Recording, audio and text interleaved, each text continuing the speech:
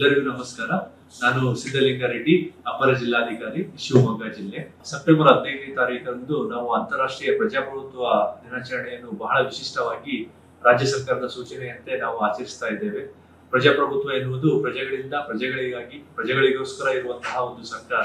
ಆದ್ದರಿಂದ ಪ್ರಜಾಪ್ರಭುತ್ವದ ಮೌಲ್ಯಗಳನ್ನ ಎಲ್ಲ ಜನರಿಗೆ ಹರಡಿಸಲು ನಾವು ಒಂದು ವಿಶಿಷ್ಟ ಮಾನವ ಸರಪಳಿಯನ್ನ ಆಯೋಜನೆ ಮಾಡಿದ್ದೇವೆ. ಇಡೀ ಕರ್ನಾಟಕದಲ್ಲಿ ಬೀದರಿಂದ ಚಾಮರಾಜನಗರದವರೆಗೆ ಸುಮಾರು 2500 ಕಿಲೋಮೀಟರ್ ಉದ್ದದವರೆಗೆ ಪರಸ್ಪರ ಕೈ ಹಿಡಿದು ಮಾನವ ಸರಪಳಿಯನ್ನು ಮಾಡುತ್ತೇವೆ.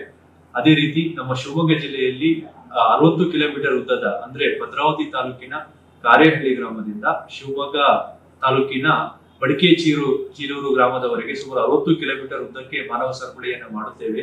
ಈ ಒಂದು 60 ಕಿಲೋಮೀಟರ್ ಮಾನವ ಸರಪಳಿಗೆ 60,000ಕ್ಕೂ ಹೆಚ್ಚು ವಿದ್ಯಾರ್ಥಿಗಳು, ಜನಸಾಮಾನ್ಯರು, ಅನೇಕ ಸಂಘಟನೆಯ ಮುಖಂಡರು ಸಹ ಭಾಗವಹಿಸಬೇಕಾಗಿ ನಾನು ಕೋರುತ್ತೇನೆ.